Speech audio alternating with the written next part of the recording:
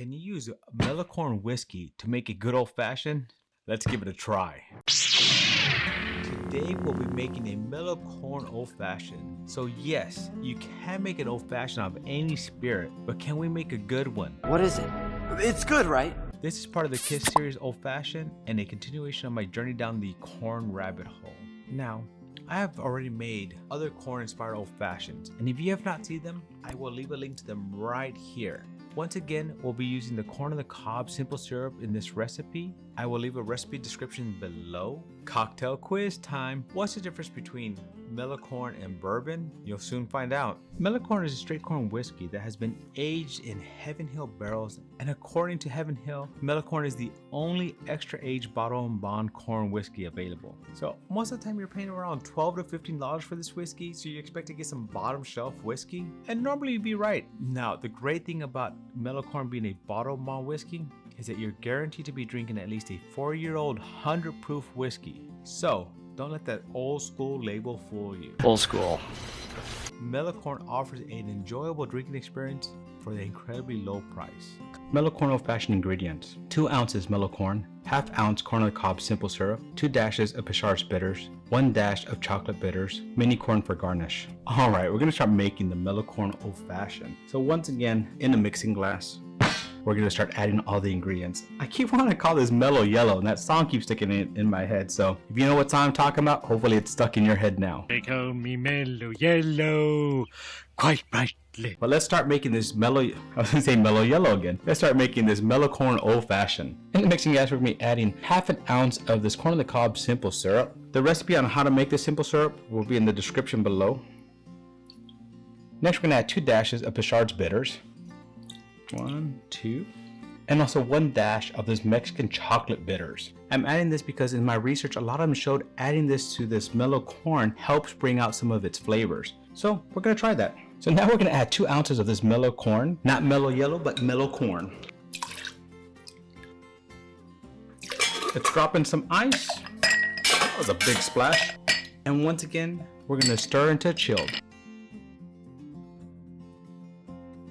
Now we're gonna strain this into a glass with a large ice in it.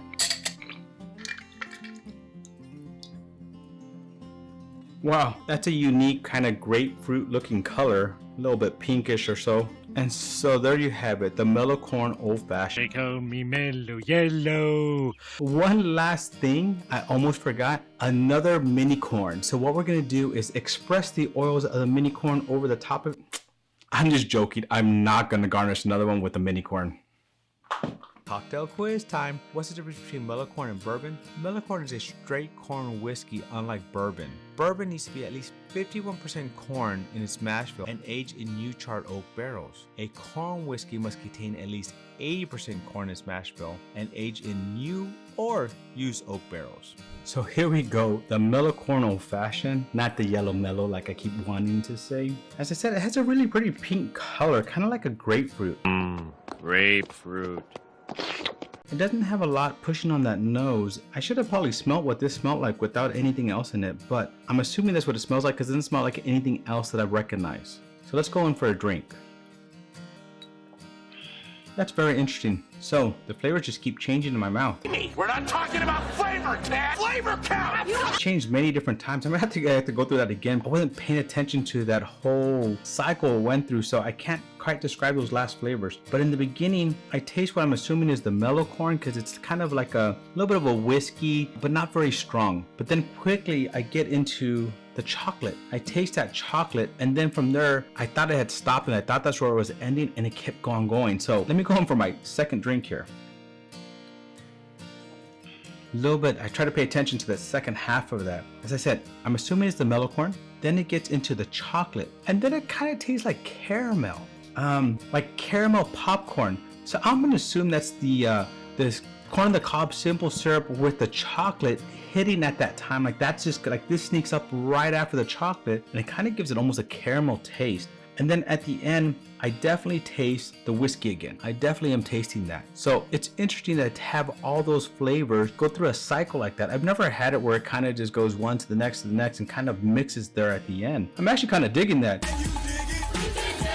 And for something that's like, I think this is what, $15? This is actually a very good old fashioned.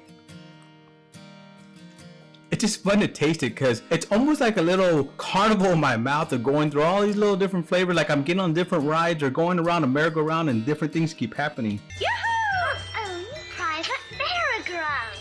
I really like that. It's very different. So definitely try this one. For $15, why not? Once again, the recipe on how to make the simple syrup is in the recipe below. Using a chocolate and Peychaud seems to be very good on this one. Gives it an interesting color, gives it an interesting taste, and it actually gives it a nice evolution of taste through my mouth that I've never had happen before. And that's never happened before. Really do enjoy this one, and I wasn't sure if I would. I forgot to mention, the only reason I made this one is because I had bought this bottle because in another video of mine, the Mexican Elote Old-fashioned, I was planning on using this in there. And when I was doing my mixes, I realized that this wasn't adding anything to it. So I actually took this away and ended up using vodka. So if you have not seen that video, I will leave a link to that right here. But I figured since I had the bottle, let's see what I can do with it. And I'm actually glad I did try because I am enjoying this. I enjoyed the flavors. I enjoyed the evolution of this cocktail. Very different than everything else I have, but very good still. So once again, friends, thank you for joining me on another journey down my old-fashioned rabbit hole. Sometimes it just surprises you.